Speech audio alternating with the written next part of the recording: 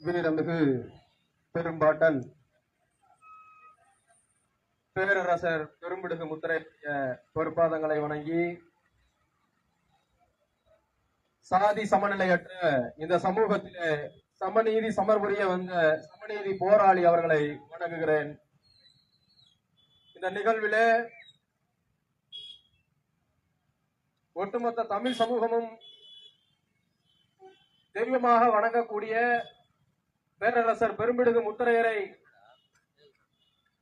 அவமரியாதை செய்த பேரூராட்சி நிர்வாகத்தை கண்டித்து இங்கே கூடியிருக்கின்ற உயிரினும் மேலான உறவுகளே, போராட்டத்தில் கலந்து கொள்ளவில்லை என்று சொன்னாலும் கூட தான் நாடாவிட்டாலும் தன் தசை ஆடும் என்ற நோக்கிலே ஆங்காங்கே நின்று கொண்டு கவனித்துக் கொண்டிருக்கின்ற எனது சொந்தங்களே,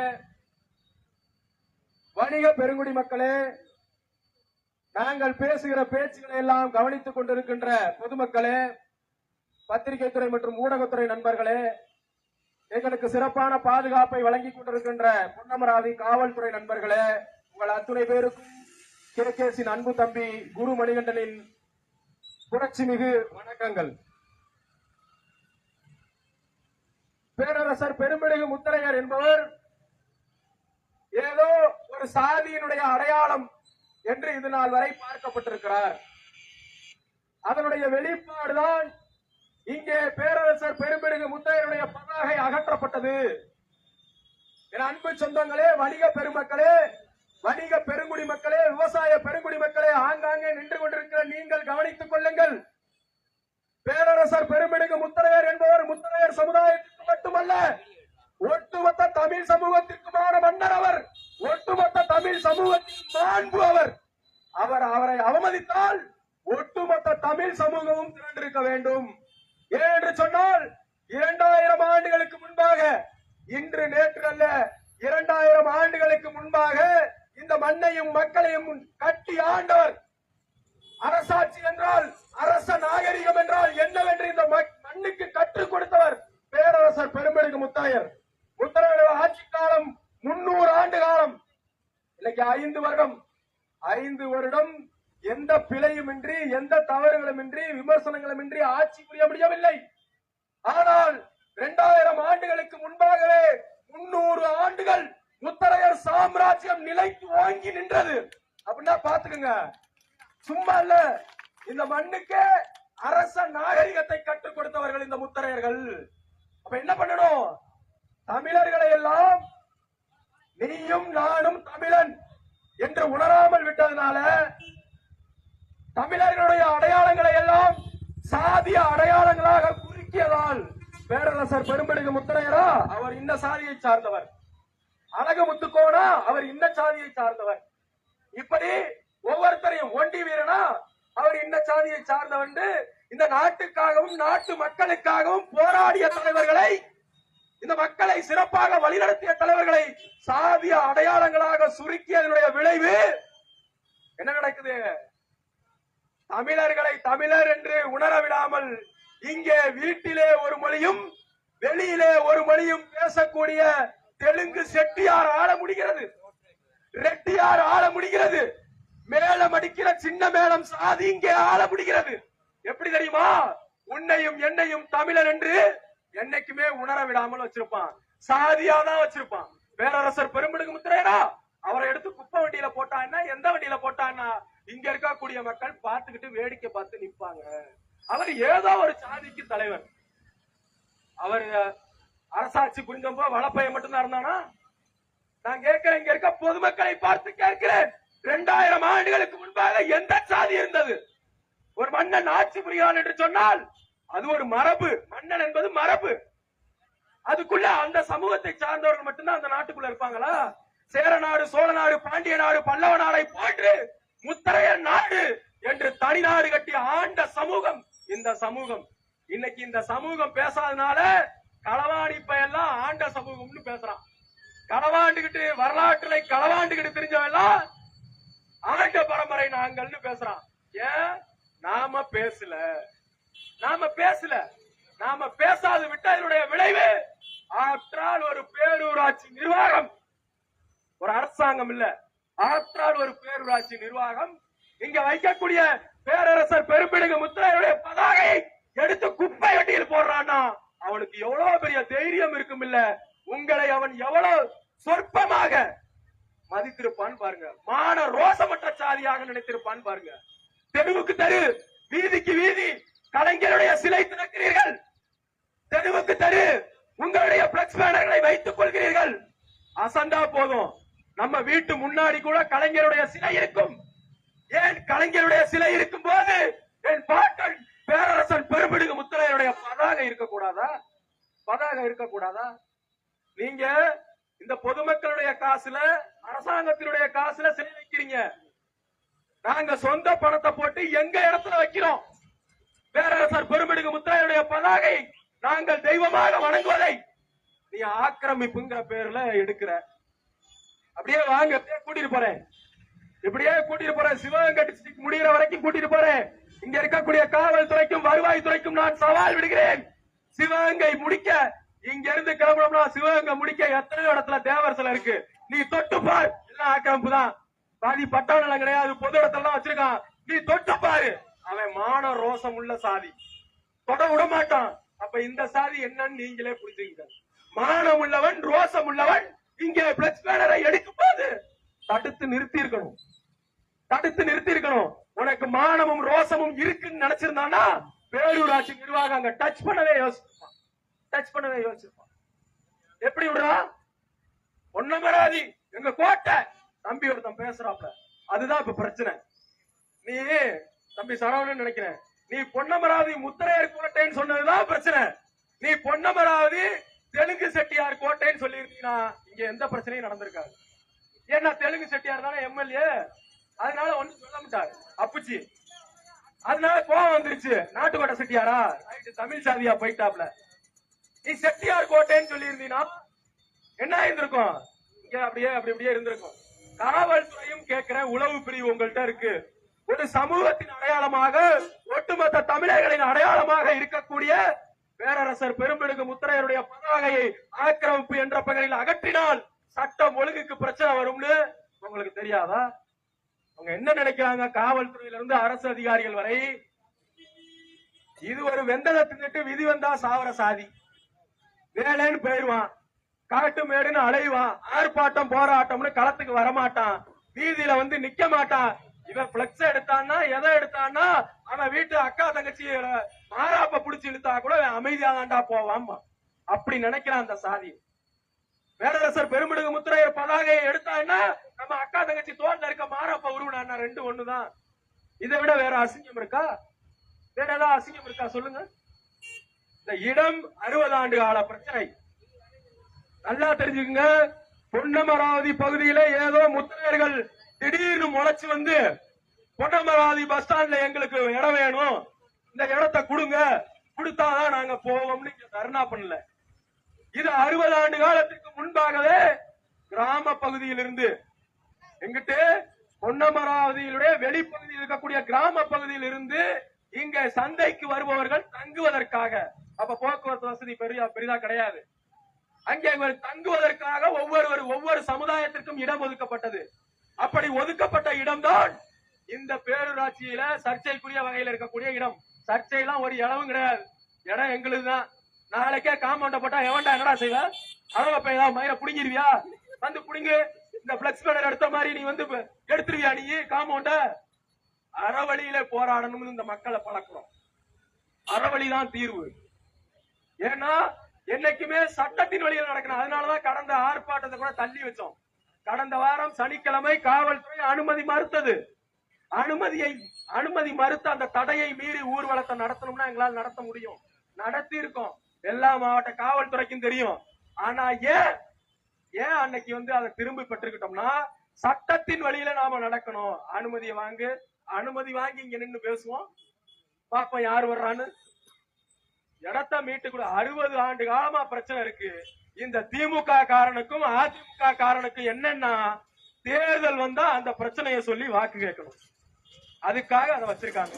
சின்ன பிள்ளைக்கு முட்டாயை காமிச்சு இந்த உனக்கு முட்டாய் இந்த வேலை செய்யும் சொல்ல மாதிரியே ஒவ்வொரு தேர்தல்களிலும் இந்த இடத்தை மீட்டு தருகிறேன் என்ற கோரிக்கை மட்டும்தான் இருக்கு. எந்த பையனும் மீட்டு தரல. இதே ரகுபதி அதிமுகவுல இருந்த போது அந்த இட பிரச்சனையை கிளப்பினாரு. அப்படித்தானே தம்பி? இதே ரகுபதி தான் கிளப்புனது.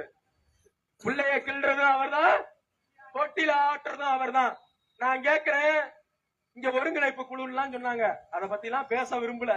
நம்ம அதிமுக திமுகவோட போட்டி போடக்கூடிய ஆட்கள் இந்த சின்ன சின்ன குழுக்கள் கூட எல்லாம் பேச விரும்பல. நாம என்ன சொல்றோம்னா, அமைச்சரை சந்திக்க வைக்கணும்னு ஏற்பாடு பண்ணீங்க. இந்த பகுதியில அம்பலங்கள் என்று சொன்னால் நாங்கள் தெய்வத்திற்கு அடுத்தபடியாக வணங்கக்கூடியவர்கள். அந்த ஊரு ஒரு அம்பலம் நின்னாலும் சரி, அந்த ஊரு நின்னாலும் சரி ஒண்ணுதான்.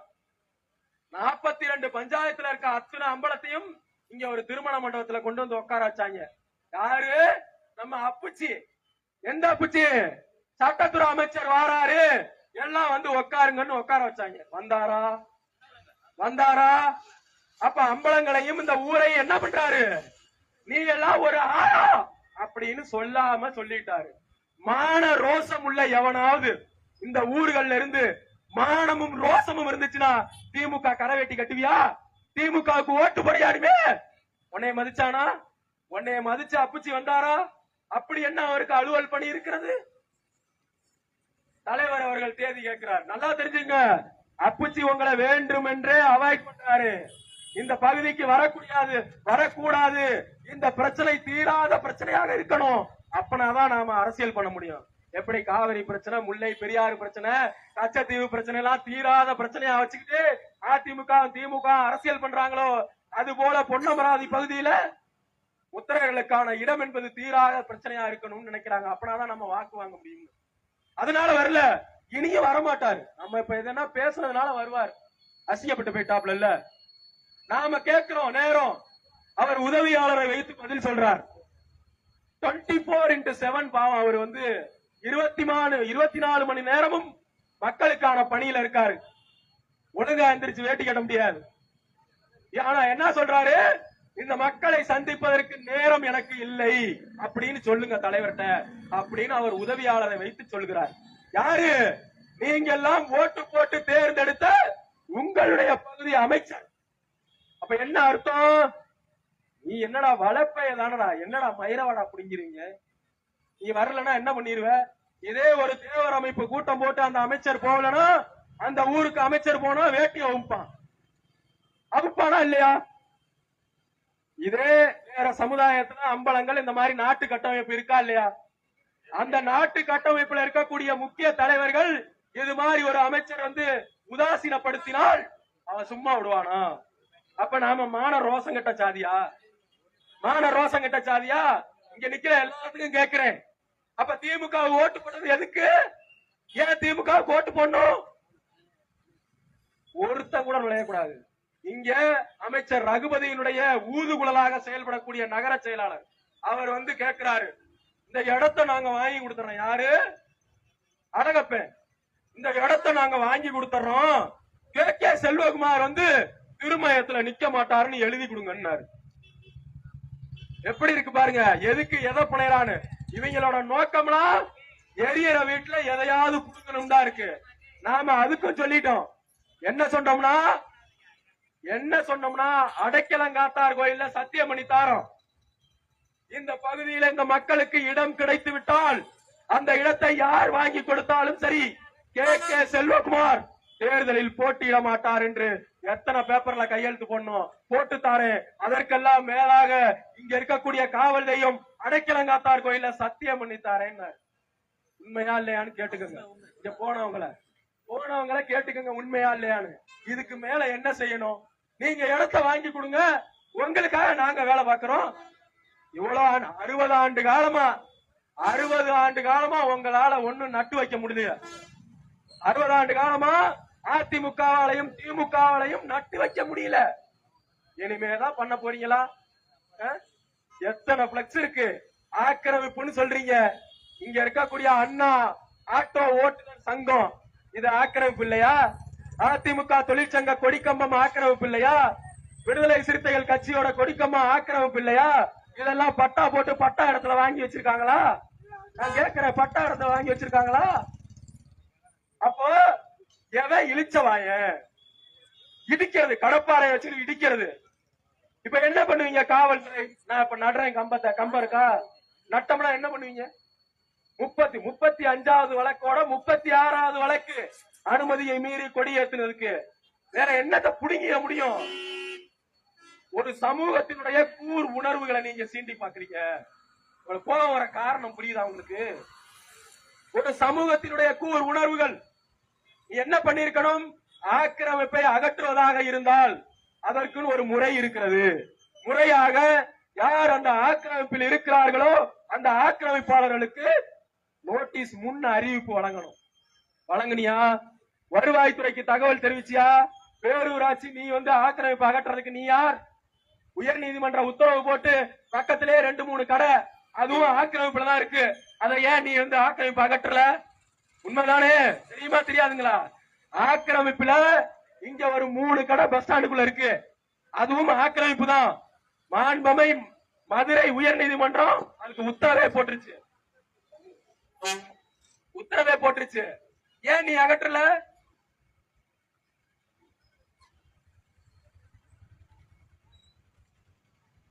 அப்ப என்ன நினைக்கிற அப்படின்னா, முத்தரையர்களை தொட்டா என்ன வேணாலும் செய்ய மாட்டான், அவன் அமைதியா போயிடுவான், அதனால நம்ம என்ன வேணாலும் பண்ணலாம் அப்படின்னு நீங்க நினைக்கிறீங்க. ஆக்கிரமிப்பை அகற்றுகிறோம் நாங்கள். நீ எல்லா பேரும் இது மாதிரி கூடி நிக்கும் போது அகற்றிருக்கலாம். நீ ஒரு ஆம்பளனா நீ அகற்றி பார்க்கலாம். கடப்பாறை எடுத்துட்டு வந்து நின்றுவியா? அதே கடப்பாறையால நடந்துரும், ஏதாவது நடந்துரும். அதே கடப்பாறையால மானமுள்ள ஒரு முத்தரையன் இங்கே நின்று இருந்தால் என்று சொன்னால் நீ ஆக்கிரமிப்பை அகற்றிருக்க முடியாது. பிரச்சனை எதுவுமே இல்ல. பொன்னமராவதி முத்தரையர் கோட்டைன்னு ஒரு தம்பி வீடியோ விட்டுட்டான், அதுதான் பிரச்சனை. இங்க இருக்க பெயர் பலகையோ கொடி கம்பமோ அவங்களுக்கு பிரச்சனை கிடையாது. எப்படி பொன்னமராவதி முத்தரையர் கோட்டைன்னு சொல்லலாம்? அப்படிங்கறதுதான் பிரச்சனை. அதனால என் அன்பார்ந்தவர்கள் ஒரு தெளிவா உள்வாங்கிக் கொள்ளணும். அதிமுகவும் திமுகவும் உங்களுக்கு என்னைக்குமே தீர்வை பெற்று தராது, நிச்சயமா பெற்று தராது. அவங்க எத்தனை குழு வேணாலும் போட்டுக்கட்டும், என்ன வேணாலும் பண்ணிக்கட்டும். 60 வருஷமா நடத்தக்கூடிய வழக்கை திடீரென்று வழக்க ஒழுங்கா பார்த்திருந்தாவே ஆர்டர் வாங்கியிருக்கலாம். இது அமைச்சர்கிட்ட போய் நிக்க தேவை. நல்லா தெரிஞ்சுக்கங்க, அமைச்சர்கிட்ட போய் நின்ன உடனே இந்த இடத்துக்கு பட்டா போட்டு கொடுத்துருவாரா? நல்லா கேக்குற, இந்த இடத்த மீட்டு கொடுத்துருவாரா? வேற ஏதாவது இடம் தர்றேன்னு சொல்லுவாரு. அதானே சொல்லுவாரு. இந்த இடத்த விட்டுருங்க, வேற ஏதாவது இடம் தருவேன்னு சொல்லுவாரு. நான் சொல்றேன், ஒரே ஒரு நாள் எழுதி வைத்துக் கொள்ளுங்கள், தலைவர் இங்கே வருவார். பொன்னமராவதி நாடு முழுக்க திரண்டு நின்னுங்க, ஒரே நாள்ல இந்த இடத்தை எடுத்துக்கிறோம்.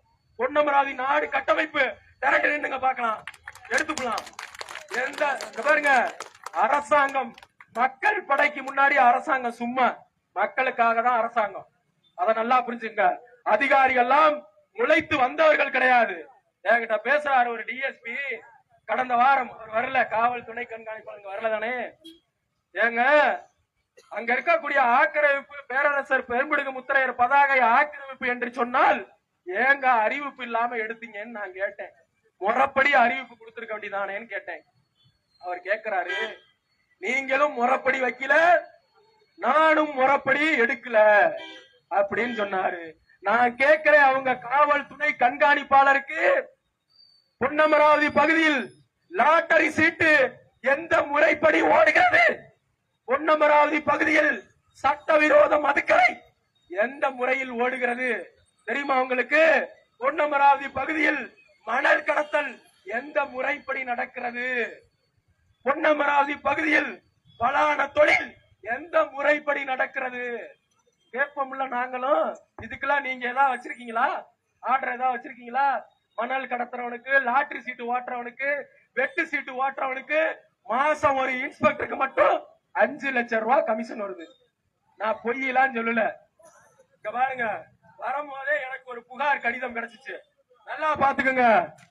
இது மதிப்பிற்குரிய காவல்துறை இயக்குனர் அவர்கள் காவல்துறை தலைமையகம் டிஜிபிக்கு அனுப்பின லெட்டர். இங்க இருக்கக்கூடிய இன்ஸ்பெக்டரையும் இங்க இருக்கக்கூடிய காவல் அதிகாரிகளுடைய கமிஷன் ஆட்டத்தை கண்டித்து அதுல நடவடிக்கை எடுக்க சொல்லி அனுப்பப்பட்ட லெட்டர். என்ன போட்டிருக்காங்க தெரியுங்களா? சுருக்கமா சொல்லிடுறேன். இங்க இருக்கக்கூடிய ஆய்வாளருக்கு 5 லட்சம் வரை மாத கமிஷன் வருகிறது. பேர்லாம் குறிப்பிட்டு போட்டிருக்காங்க, யார் யாரு கொடுக்கறாங்கன்னு. அத பொது வெளியில சொன்னா அசிங்கமா போயிடும், அது ரொம்ப தப்பா போயிடும். அதே போல வெட்டு சீட்டுக்கு எவ்வளவு காசு வருது, லாட்டரி சீட்டுக்கு எவ்வளவு காசு வருது.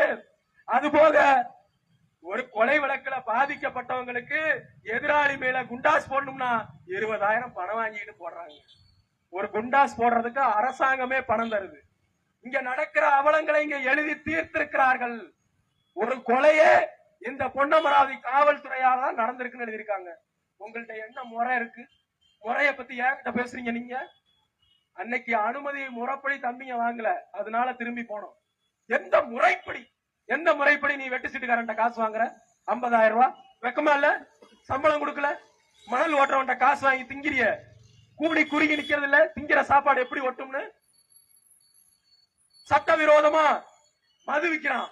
பார் 3 பார் இருக்கு, ஒவ்வொரு பார்லையும் எவ்வளவு பணம் வருதுன்னு எழுதியிருக்காங்க. அதுல நான் வேணா அதுக்கப்புறம் இங்க பத்திரிகை துறை நண்பர்கள் இருந்தாங்கன்னா அதை கொடுத்துட்டு போறேன். இது நாங்க ஏதோ ரெடி பண்ணது இல்ல. இந்த பகுதியில இருந்து காவல்துறை தலைமையகத்துக்கு அனுப்பப்பட்ட கடிதம். ஐயா காவல் துணை கண்காணிப்பாளர் அவர்கள், உங்கள் சரகத்துக்கு உட்பட்ட காவல் நிலையத்தை கண்காணிங்க, அங்க என்ன தவறு நடக்குதுன்னு பாருங்க, அதுக்கப்புறம் எங்கள்கிட்ட முறையை பத்தி பேசுவீங்க. எந்த முறைப்படி? நீங்களும் முறைப்படி வைக்கல, நாங்களும் முறைப்படி எடுக்கல. நீ எடுத்துப்படியா? தேவர் சிலையை எடுத்துட்டியா? நீ எடு பார்க்கலாம். இந்த பகுதியில நான் காட்டுறேன், எழுதி கொடுக்குறேன். கரெக்டான காவல் துணை கண்காணிப்பாளர் நீங்க எடுங்க. என்ன இந்த அரசாங்கமே என்ன நினைக்குதுன்னு வச்சுங்களேன். திமுக அரசாங்கம் நீங்க நல்லவன் மட்டும் நினைக்காதீங்க. 2 சாதிக்கு இடையில கோழி மூட்டியே வச்சுக்கிறது. இந்த திமுக அரசாங்கம் தான் ஆட்சியிலே இருக்கிறது என்பதற்காக 2 சாதிகளுக்கு இடையில கோழி மூட்டியே வச்சுக்கிறது. எப்படி அப்படின்னா சில உதாரணங்களை சொல்றேன். அருந்ததியர் உள்ளிட ஒதுக்கீடு. அருந்ததியர்னு ஒரு சாதி இருக்கு தெரியுங்களா? சக்கிலியர் சாதி. அந்த சாதிக்கு உள் இட ஒதுக்கீடு கொடுக்கறாங்க கலைஞருடைய ஆட்சி காலத்துல 2009. இன்னைக்கு அது சட்டப்படி அங்கீகாரம் பெற்றிருக்கிறது உச்ச நீதிமன்ற உத்தரவுனால. இன்னைக்கு திமுகவுடைய கூட்டணியில் இருக்கக்கூடிய விடுதலை சிறுத்தைகளை அதற்கு எதிர்ப்பு தெரிவிக்கிறாங்க. எதிர்ப்பு தெரிவித்து பெரிய பேரணி நடத்துகிறார்கள். 2 கட்சியுமே கூட்டணியில தான் இருக்கு. அருந்ததியருடைய கட்சியும் திமுக கூட்டணியில இருக்கு, விடுதலை சிறுத்தைகள் கட்சியும் திமுகவுடைய கூட்டணியில இருக்கு. ஆனா ஒரு சாதிய பிரச்சனைக்காக உள் இட ஒதுக்கீடுக்காக 2 பேரும் போராட்டம் நடத்துறாங்க. ஒரு பதட்டமான சூழல் உருவாகுது. நீ கூட்டணி கட்சி தலைமை தானே, கூப்பிட்டு விடுதலை சிறுத்தைகளையும் பேசு, நீ அருந்ததியர் மக்கள் இயக்கத்தையும் பேசி விடலாம்ல. அப்ப என்ன சமூக நீதி? என்ன சமூக நீதியை பத்தி பேசுறதுக்கு உங்களுக்கு என்ன யோக்கியதை இருக்கு? பாவம் அருந்ததியர் சமூகம் சமூக நிலையில மிக மிக பின்தங்கிய சமூகம், கல்வி நிலையில மிக மிக பின்தங்கிய சமூகம். அந்த சமூகத்துக்கு உள் இடஒதுக்கீடு கொடுக்க கூடாதுன்னு திமுக தூண்டி விடுது. கூட்டணி கட்சியில என்ன நாட்டுல அறிவிக்கப்படாத எமர்ஜென்சி இருக்கா அப்படின்னு ஐயா பாலகிருஷ்ணன் கேட்கிறாரு. நேற்று ஆர்ப்பாட்டம் போராட்டம்னா அனுமதி கொடுக்கறது இல்ல, சீப்பு எடுத்து ஒழிச்சு வச்சுட்டா கல்யாணம் நின்று போயிருமான்னு கேட்கிறாரு. இதை விட வெக்கக்கேடு இந்த அரசாங்கத்துக்கு என்ன இருக்கு? நல்லாட்சி, நாடு போட்டு நல்லாட்சி, கருமம், நாடு போட்டு நல்லாட்சியாடா? ஒரு பல்கலைக்கழக வளாகத்துக்குள்ளே ஒரு மாணவி கற்பழிக்கப்படுறா. அந்த கற்பழிக்கப்பட்டதுக்கு அவ போய் தைரியமாக புகார் கொடுத்தா. அந்த புகாரை என்ன தெரியுமா பண்றான்? வேடுக்குன்னு இவங்க புதர் மலைவுல ஒளிஞ்சிருந்தாங்க, அப்போதான் ஞானசேகரன் போய் அவங்கள மிரட்டினார்னு காட்டுறதுக்காக வேண்டுமென்றே எஃப்ஐஆர் இணையதளத்துல வெளியிடுறான் திமுக காரன். எல்லாம் தெரிஞ்சுக்குங்க. இதெல்லாம் நீங்க நல்லா கவனமா தெரிஞ்சுக்கணும். ஒரு பெண் பாதிக்கப்பட்டாலே அப்படின்னு சொன்னா ஆமா அவ நடத்த கட்டவ அப்படின்னு சொல்றதுக்காக இந்த புகாரை வெளியிடுறான். பொதுவாக சட்டம் என்ன சொல்லுதுன்னு சொன்னா, ஒரு பெண்கள் புகார் கொடுத்தால் அது பெண்கள் வன்கொடுமை சட்டமாவோ போக்சோ ஆக்டாவோ இருந்தா இணையதளத்துல வெளியிடக்கூடாது. எப்படி வந்துச்சு இணையதளத்துல? அவன் சார்னு பேர் மாவட்டம் ஈக பெருஞ்சுரர் ஐயா இமானுவேல் சேகரனை பத்தி கடந்த 1 ஆண்டுகளாக மிகப்பெரிய பிரச்சனைகள். சில சாதி சங்க தலைவர்கள் அவருடைய புகழை கெடுக்கும் விதமா பேசுறான். இது அப்பவே புகார் கொடுத்திருக்காங்க. அந்த புகார் மேல தென் மாவட்ட காவல்துறை நடவடிக்கை எடுத்துருச்சுன்னு சொன்னா உடனடியாக அந்த நிலைமை கட்டுக்குள்ள வந்திருக்கும். அதை அப்படியே விட்டாங்க. ஏன்னா அந்த சாதி சங்க தலைவர்கள்லாம் நாளைக்கு திமுகவுக்கு தேவைப்படுவாங்க. அதனால என்ன ஆச்சு தெரியுங்களா? இதற்கெல்லாம் உச்சமாக ஆப்பநாடு மறவர் சங்கம்னு ஒரு சங்கம் தியாகி இமானுவேல் சேகரனுக்கு மணிமண்டபம் கட்டக்கூடாது அப்படின்னு வழக்கு போடுறான். இங்க ஒரு பேரரசர் சிலை வைக்கிறோம்னு வச்சுக்கோங்க, மாற்று சமூகத்தை சார்ந்தவர்கள் இங்க சிலை வைக்கப்படாதுன்னு வழக்கு போட்டா நமக்கு எவ்வளவு கோபம் வரும். அதே கோபம் தேவேந்திர வேளாளர்களுக்கு வந்துச்சு. உடனடியாக ஒரு சமூக பதற்றம். இவங்க ஒரு 2000 பேர் தள்ளுறாங்க, அவங்க ஒரு 2000 பேர் திணறாங்க. காவல்துறை ஒரு அமைதி பேச்சுவார்த்தை நடத்தல. மறவரும் மல்லரும் சண்டை போட்டுக்கிட்டோம். அப்படின்னாதான் நம்ம ஆட்சியில் இருக்க முடியும். பேரரசர் மணிமண்டபத்தை நிறுத்தினா என்ன கோவம் வருமோ அதே போலதான் இமானுவேல் சேகரனுடைய மணிமண்டபத்தை நிறுத்தினா கோவம் வரும். அப்ப என்ன பண்ணணும்? ஆரம்பத்திலே உளவுத்துறை இது போன்றவர்களை கணித்து சரியான நடவடிக்கை எடுக்கணும். ஆனா இந்த அரசாங்கம் ஆட்சி அதிகாரத்துல உட்காருங்க அந்த லாபத்துக்காக 2 சாதிகளை தூண்டி விடுது. வட மாவட்டத்துல வன்னியரையும் பறையரையும் தூண்டி விடுது. மேற்கு மாவட்டத்துல பறையரையும் அருந்ததியும் தூண்டி விடுது. தென் மாவட்டங்கள்ல மறவரையும் மல்லரையும் தூண்டி விட்டு அரசியல் நாடகம் நடத்துகிறது. இந்த அரசியல் நாடகத்துக்கு மத்திய தமிழகத்தில் இருக்கக்கூடிய முத்தையர்கள் துணை போயிடக்கூடாது. அறவழியில நாம போராடணும். எல்லாத்துக்கும் வச்சிருக்கான் ஒரு அளவுகோல். இந்த சாதியா இவ்வளவு பேர் தான் கூடுவான். கணக்கு போட்டிருப்பாங்க. ஏன் இங்க இவ்வளவு போலீஸ் இருந்தா ஒரு 30 போலீஸ் இருப்பாங்க. ஏன் போட்டிருக்காங்க தெரியுமா? இவன் ஒரு 100 பேர் கூடி நின்று ஓரமா நின்று கத்திட்டு போயிருவான். இவன் சொன்னா கேட்டுப்பான். ஆமா சார், சரிங்க சார் அப்படின்னு கேட்டுக்குவான். கேட்டுக்கிட்டு போற சாதி இந்த சாதி. அதனால உன சும்மா பின்னாடி முதுவை காட்டுக்கிட்டு நிக்கிறது. உங்க முதுவை பார்த்துக்கிட்டு பேசுறதுக்கா நாங்க அங்க இருந்து வந்தோம்? இங்க நின்றுகிட்டு இப்படி எங்க பாதுகாப்ப நீங்க பார்க்க வேண்டிய அவசியம் இல்லை. ஏனென்று சொன்னால் உழைக்கும் மக்களுடைய தலைவர் அண்ணன் கே செல்வகுமார் எத்தனையோ முறை அவருடைய உயிருக்கு அச்சுறுத்தல் இருக்குதுன்னு சொல்லி மத்திய மண்டல காவல்துறையில மனு கொடுத்துட்டோம். இன்ன வரை ஒரு நடவடிக்கை இல்ல.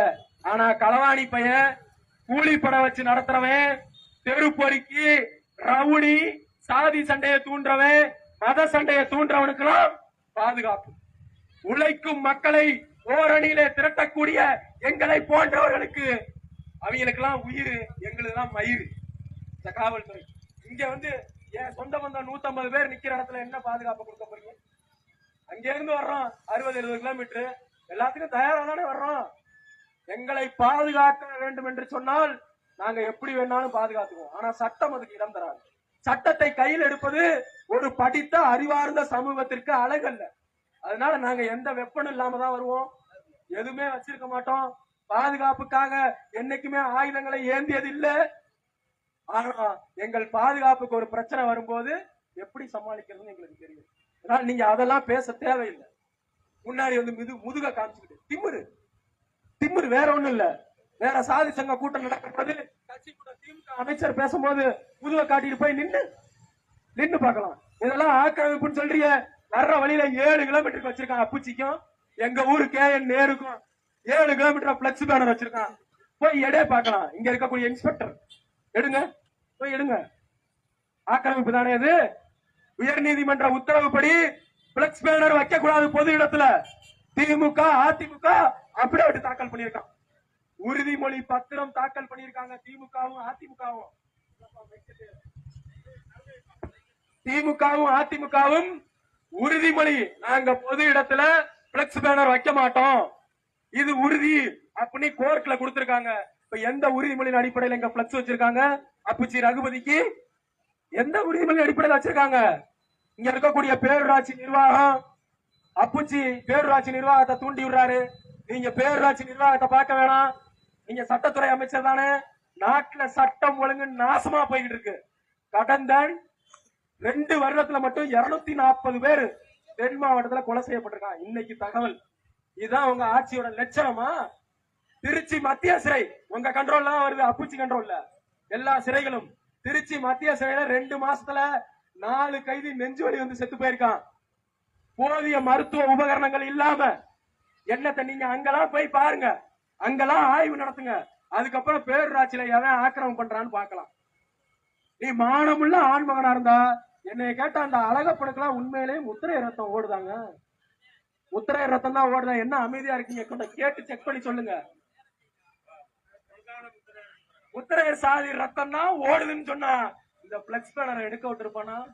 ஒரு 6க்கு 7 பிளக்ஸ் பேனர் உங்க கண்ணை உறுத்துது. எங்க ஓட்டு வாங்கும் போது எங்க ஓட்டு நல்லா இனிக்குது. இன்னைக்கு சட்டத்துறை அமைச்சர் ரகுபதி அவர்கள் இங்க சட்டத்துறை அமைச்சரா இருக்காருன்னா முத்திரையர்கள் போட்ட பிச்சரா? முத்திரையர்கள் போட்ட பிச்சை வெறும் 1500 ஓட்டு. நீ என்ன பெரிய லட்சம் ஓட்டுல ஜெயிச்சுட்டேன்னு நினைச்சிருக்கியா மந்திரி? வெறும் 1500 ஓட்டு. என் தலைவர் கே செல்வகுமார் வாங்கின ஓட்டு 15,144 ஓட்டு. நாங்க போட்ட பிச்சையில தான் நீ இன்னைக்கு அமைச்சர். நீ எங்களை பதம் பாக்குற எப்படி இருக்கு இதெல்லாம்? ஓட்டு இங்க இருக்க சொல்லியிருக்கான், வீரமுத்திரை சங்கமா தமிழர் தேசம் கட்சியா? அவன் காசுக்காக எதையாவது ஒண்ணு செய்வான்பா. ஐயோ நீங்க பயலுகளா, நாதாரி பயலுதாரே, இங்க சொல்ற கேட்டுக்கங்க. வீரமுத்திரையர் முன்னேற்ற சங்கமும் தமிழர் தேசம் கட்சியும் காசு வாங்கணும் சொன்னா இந்த திருமயம் தேர்தல் 2021 வீட்டுக்கு முன்னாடி படுத்து கிடந்தாடா. நாங்க தங்கி இருக்க மண்டபத்துக்கு முன்னாடி திமுக காரணம் அதிமுக காரணம் வாபஸ் வாங்கணும் படுத்து கிடந்தான். படுத்து கிடந்த உன் கட்சிக்காரன் போய் கேளு எவ்வளோடா பேரம் பேசுனீங்கன்னு. நாங்க நினைச்சா எத்தனை கோடி வேணாலும் வாங்கிட்டு போயிருக்க முடியும். எத்தனை கோடி. முத நாள் அடுத்த நாள் தேர்தல் மனுவை வாபஸ் பெறதுக்கான கடைசி தேதி. முத நாள் நைட்டே படுத்துட்டான். நாங்க தங்கி இருக்க மண்டபத்துல. எப்படியாவது தலைவரை விடிய காத்தால பாத்தீங்க, விடிய காத்தால பிரச்சாரத்துக்கு கிளம்பிடுவாரு. அதுக்குள்ள பார்த்து தலைவரே வாபஸ் வாங்கிருங்க தலைவரே. காசுன்னு நினைச்சிருந்தோம்னா இன்னைக்கு தமிழ்நாட்டுல பாமக எப்படியோ விசிக எப்படியோ அப்படி பல கல்வி நிறுவனங்களை வச்சிருக்க முடியும், பல தொலைக்காட்சி நிறுவனங்களை வச்சிருக்க முடியும், என்ன வேணாலும் நடத்த முடியும். ஆனா என்னைக்கும் எங்களுடைய நோக்கம் மக்கள் பிரச்சனை தான். ஒருத்தன் கேட்டிருக்கான், என்ன புதுசா வீரமுத்திரை சங்கம் 3 வருஷமா இங்கிட்டு வரவே இல்ல, இப்ப திடீர்னு இந்த இடத்தை மீட்கிறேன்னு போராடிட்டு இருக்காங்க. எங்கு பிரச்சனை வருகிறதோ, எங்கு அடக்குமுறை வருகிறதோ அங்கதான்டா கே செல்வகுமாரின் கால்கள் பயணிக்கும். நான் பிரச்சனை இல்லாத இடத்துக்கு போய் புளியோதரையும் பொங்க சோறும் சாப்பிட்டு வர நாங்க போகல. கல்யாணம் காது குத்துக்கு போற கட்சி சங்கம் அல்ல நாங்க. இளவு வீடு கருமாதி வீட்டுக்கு போற சாதி சங்கம் அல்ல நாங்க. எங்க என் மக்கள் அடக்கி ஒடுக்கப்படுகிறார்களோ, எங்கே என்னுடைய அடையாளம் மறுக்கப்படுகிறதோ அங்கே எதிர்ப்பது எவனாக இருந்தாலும் சரி, அரசியல்வாதியா இருக்கட்டும், காவல்துறையா இருக்கட்டும், யாராக இருந்தாலும் சரி, அதை எதிர்த்து நிற்பவன் வீரமுத்திரையராக இருப்பான் என்று சொல்லி களத்துல நிக்கணும். இங்க இருக்க யாருக்காவது தெம்பு இருக்கா? ஒருங்கிணைப்பு குழுவுக்கு இருக்கா? இங்க பொன்னமராதியில பிரச்சனை வந்த போது அண்ணன் அழகப்பெல்லாம் எதுக்குள்ள போய் ஒளிஞ்சுக்கிட்டு இருந்தார்? கேப்பனா கேட்க மாட்டனா? அழகப்பெல்லாம் எதுக்குள்ள போய் ஒளிஞ்சுக்கிட்டு இருந்தாரு? அதிமுகவாலையும் திமுகவாலையும் உங்களை காப்பாற்ற முடிந்ததா? கலவரத்தை கட்டுக்குள்ள கொண்டு வர முடிந்ததா? இல்லையே. இப்ப என்ன வந்துட்டான், இடத்தை மீட்கிறது எங்களுக்கு தெரியும், நாட்டை எப்படி கூட்டுறதுன்னு தெரியும். ஒவ்வொரு கிராமமாக இதோடு போராட்டத்தை நாங்க நிறுத்த போறதில்ல. ஒவ்வொரு கிராமமா போறோம். ஒவ்வொரு கிராமத்திலையும் இந்த விளக்க கூட்டம் நடக்க போறது. எதுக்காக இந்த பேரரசர் பெரும்பிடுகு முத்திரையர் பதாகையை எடுத்தாங்க? எதுக்காக நமக்கு இடம் வேணும்? அதிமுக திமுகவுடைய சூழ்ச்சி என்ன அப்படிங்கறத பேசுறதுக்காக போறோம். எங்களுடைய போராட்ட வடிவங்கள் மாறும். காத்திருப்பு போராட்டமா மாறும், உண்ணாநிலை அற போராட்டமா மாறும், அரை நிர்வாக போராட்டமாக மாறும். இதை மீட்கும் வரை எங்கள் பணி ஓயாது ஓயாது என்று சொல்லி வாய்ப்புக்கு நன்றி கூறி விடைபெறுகிறேன். நன்றி, வணக்கம்.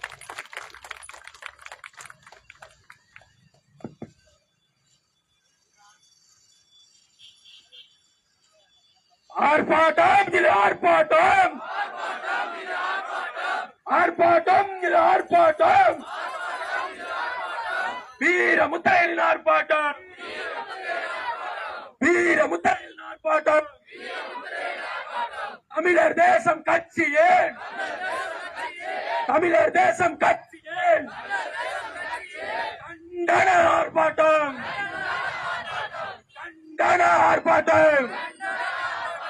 மன்னிப்புகள் மன்னிப்புகள் மன்னிப்புகள் மன்னிப்புகள். பேரூராட்சி நிர்வாகமே, பேரூராட்சி நிர்வாகமே, மன்னிப்புகள் மன்னிப்புகள் மன்னிப்புகள் மன்னிப்புகள். அவமதிக்காதே அவமதிக்காதே அவமதிக்காதே அவமதிக்காதே. நாடாண்ட பெரும்பாட்டன், நாடாண்ட பெரும்பாட்டன், பேரரசர் பெரும்பிடுகு, பேரரசர் பெரும்பிடுகு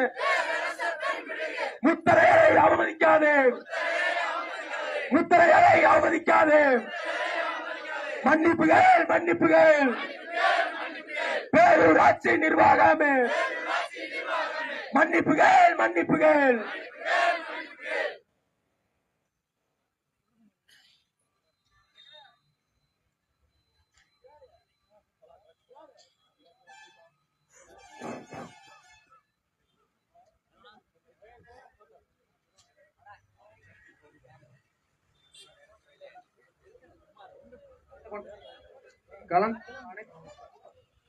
கலந்த